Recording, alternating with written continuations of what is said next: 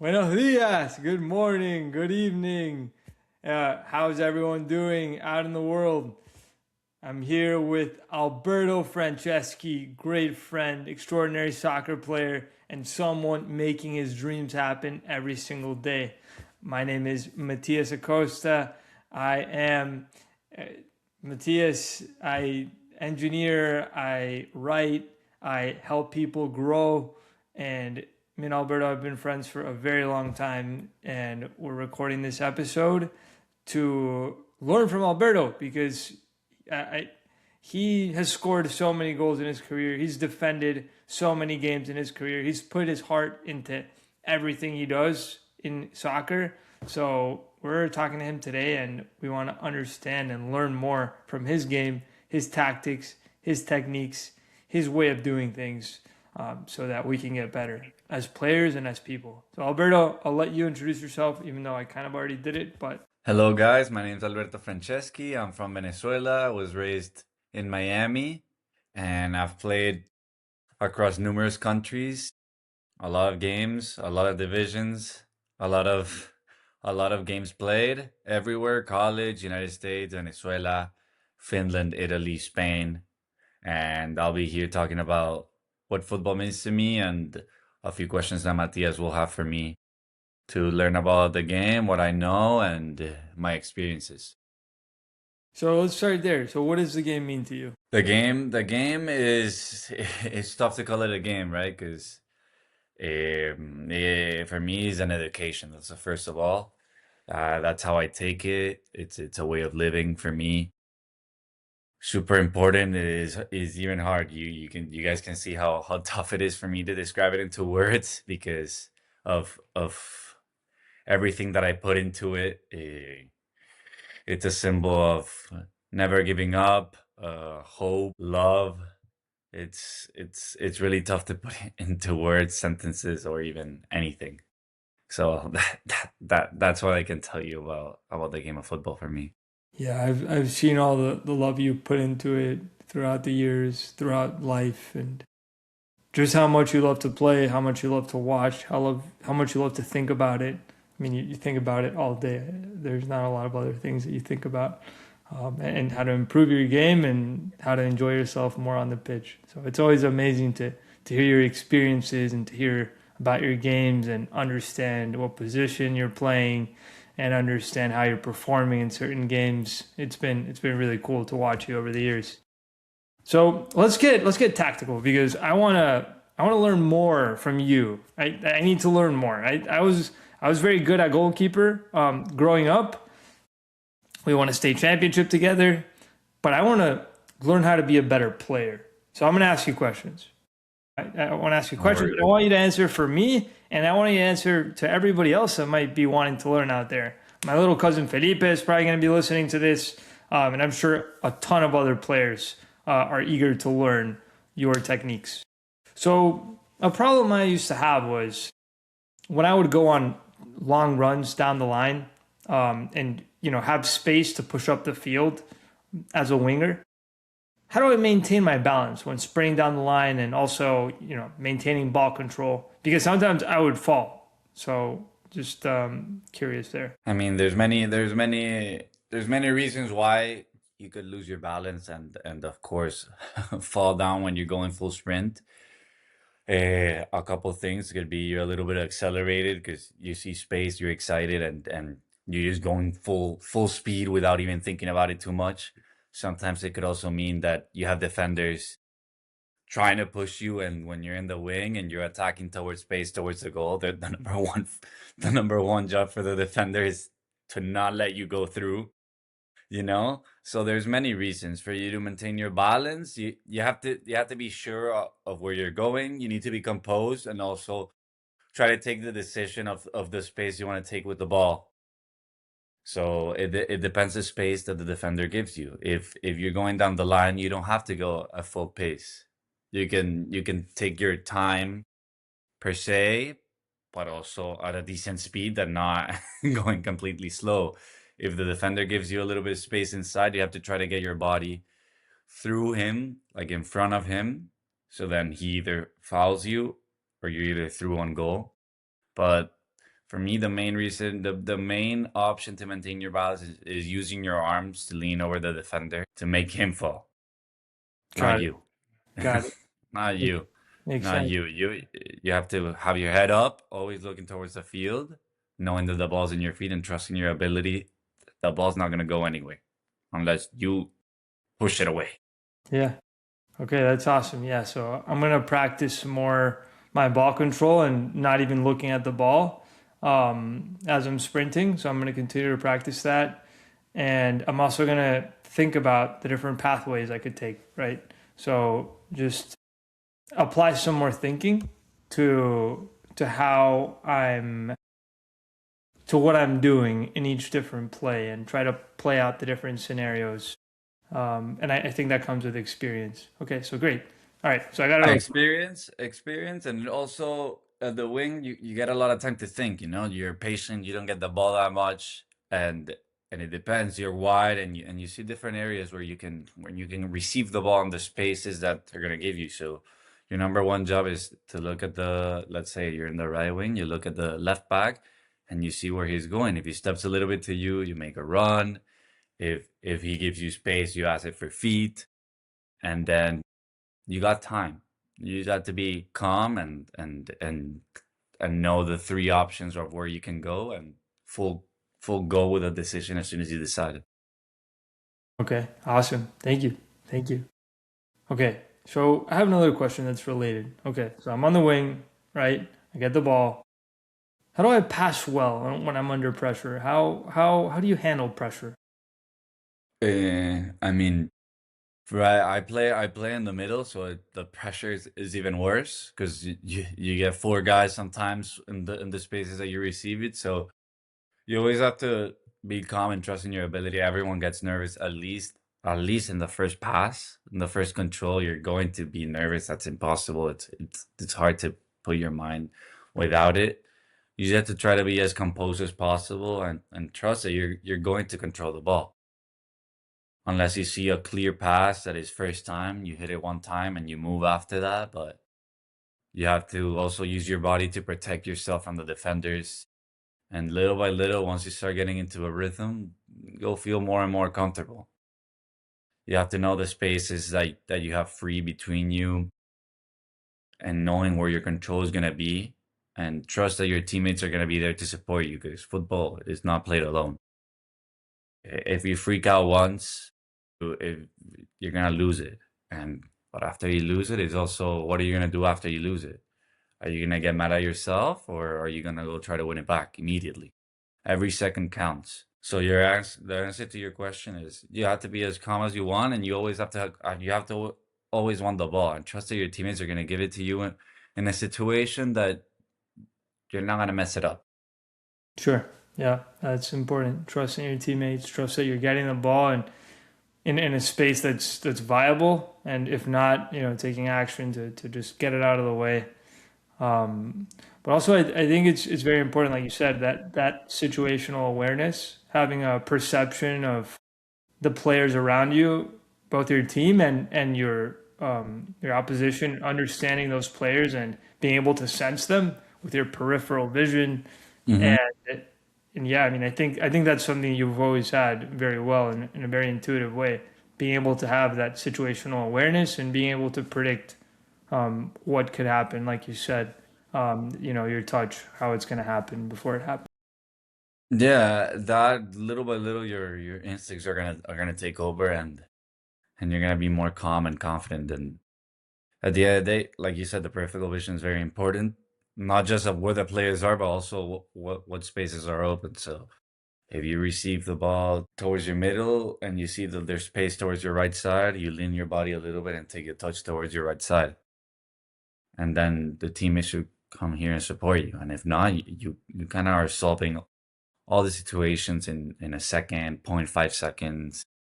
It's a very fast game, but that's makes it fun and little by little if you start making good decisions and you start making cool plays, you'll get more excited and you'll feel this adrenaline that little by little,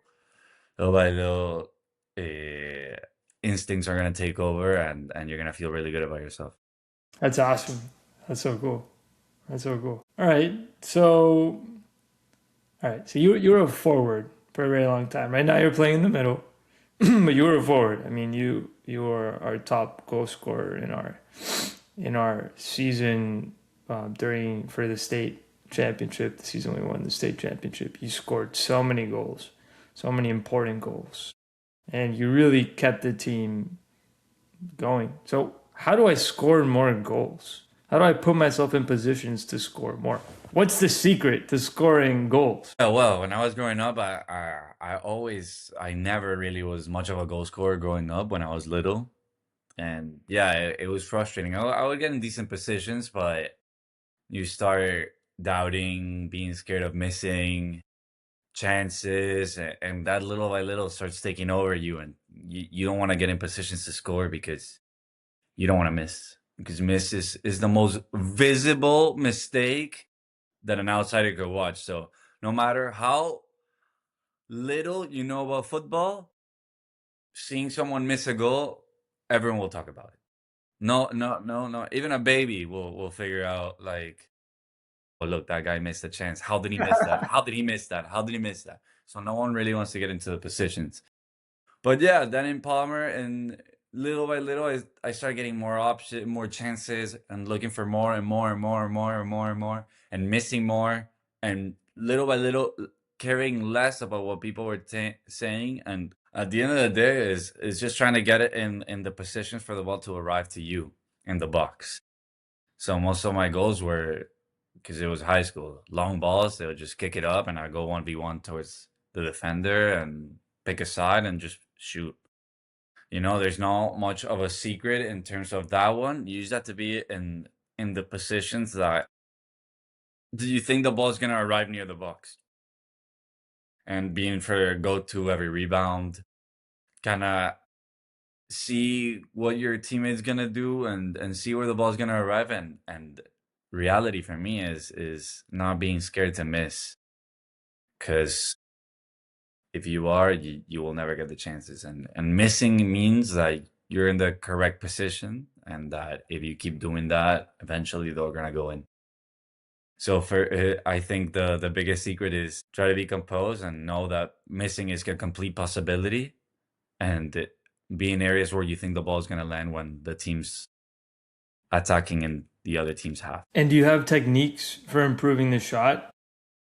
So, are there any techniques you have for how I can get better at shooting? Yeah, you have to find what area of the foot works for you the most. For me, I use the inside of the foot the best technique for me. Some other people shoot it better with the laces. Some other people shoot it better with a toe. There's different areas for you to finish. So for me, I usually use the inside of the foot no matter what. So once I get a little bit of space, I just use the inside and pick a side, hard, low, something, and little by little is gonna get instinct. But you have to try like the same thing we always talked about in terms of getting the ball and being nervous, and also the questions related. You have to try to be as composed as possible. If you have a defender, you have to try to push it a meter, 2 meters away to try to get the shot fast. And if you overthink that one, you're not gonna get it off. That happens to me a lot. I in the final third, when the shot is far and it's not clear, I don't usually take it. I'm more like I want the goal score the easiest possible. I try not to lose the ball. I try to keep it. So shooting from different areas is a something that's difficult for me. I rather shoot when the opportunity is clear. But sometimes to get a better shot, you have to find what's best for you. If it's laces, outside the foot, inside the foot, toe poke, and try to master it. Just keep practicing. At the end of the day, it's all practice. And why do you like the inside of the foot so much? Like, why is that your preference? It's what works the best for me. So the laces, when I shoot laces, it goes around 40 meters higher than it's supposed to. And the inside the foot is just, I'm always been a pass first kind of a guy. So my technique is just straight up better, and I could curve the ball well. and I get decent pace with my inside the foot shots. Okay, got it. And so I have another question. When we played together, a job you did really well for the team was you were able to receive the ball high up the field, and you were able to hold it and wait for the team to come up. Hmm. What is the best technique for that? How do you get good at receiving the ball and holding the ball, especially when you might have a 6'5" defender on your back trying to take the ball? Well, yeah, that's actually that was one of the most important jobs for me in college because the defenders got more athletic, and my ability to just maintain possession, hold it with defenders on me, was a good trait of mine. For me, is like I have in my mind like I cannot lose possession. Like it's like an obsession for me, like not losing possession, keeping the ball for my team. I can't be the one. So when I lose it, I'm really, really, really, really mad. It's try to use your center of gravity to put your body forward. You have to put your butt out also as well. That makes defenders a little bit uncomfortable. So little by little, you start gaining space to keep the ball, and you'll eventually find a teammate. And depends how fast the team also goes up. But for me, it's kind of more natural. Like we talked about it. I always take the touch away from where the pressure is, and I use my body, my back, my butt out, and while trying to maintain control. Also, if he goes too hard, I can turn him, and I'll be one on one towards the goal. So the defenders are always using different ways. Of course, I also use I held his shirt, his shorts. Like it's stuff that you start learning and experiencing while you try it. You know. But yeah, that was one of the traits that I was most value in college, and yeah, so it was a good question. Okay. And I have another question. How do I make long passes accurately, or how do I improve my passing accuracy? I mean, you're talking about 30 meters, 40 meters, 10 meters, 20 meters, kind of. Yeah, I would say like 30 meters, 30 to 40 meters. For me, the most important ones are the 2, 3, 5 meter passes. So you have to try to master those. Everyone wants to make the harder pass because they think it looks cool and it looks different. But at the end of the day, once you master the short passes, little by little, everyone's gonna close off and try to cover those spaces, and then the longer passes are gonna be available. There's different techniques, if it's 30 meters, you have to try to ping it. So put the inside of the foot down, hard, fast, and it'll go straight. At the end of the day, it all comes with muscle memory and confidence. If you get 5, 6, 7, 8, 9, 10, 12, 3, 5 meter passes, even 10, the longer ones are going to come naturally. But there's a certain technique to it as well. So it's not like, oh, just do the little passes, and then magically you're gonna hit a 30 ping perfectly to the correct foot. Of course, it also comes with practice. So it's both. But for me, is you have to move the ball. Shorter passes are the best ones.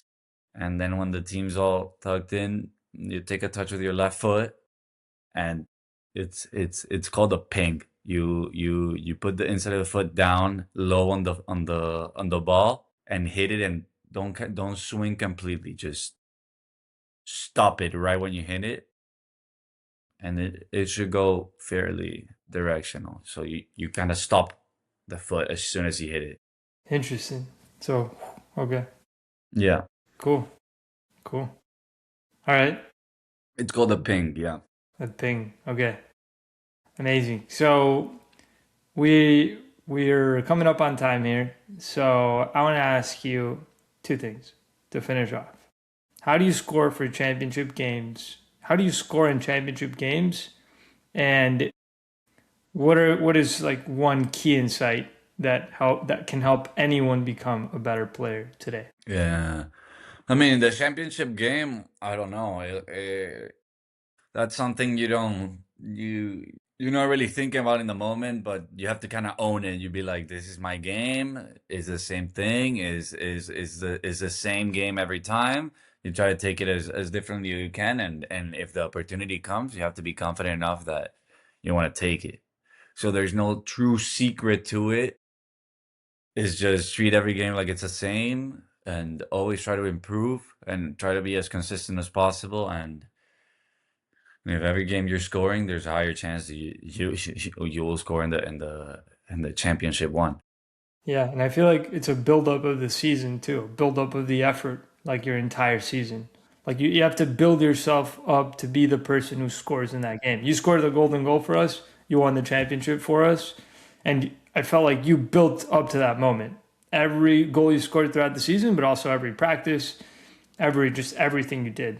So, yeah, Yeah, yeah, and that specific season, I was pretty consistent overall, and everything was coming out for me. So it was just a matter of time that if the opportunity came, a couple of teammates even in halftime of the overtime came up and tell me like, "Look, you're gonna score the goal for us. Just finish it yourself. Be selfish, and take the opportunity when it comes." And that's what I did. powerful, very And powerful. then any feedback, or you're saying any key insight to any player who wants to get better, for me is take it day by day. Try to do always two, three things in your day that you think that will improve anything matters. Any game that you want to play, any wall that you want to do, any stretching, any gym session, anything will help you improve. Try to do it twice a day. Also watching football, watching yourself.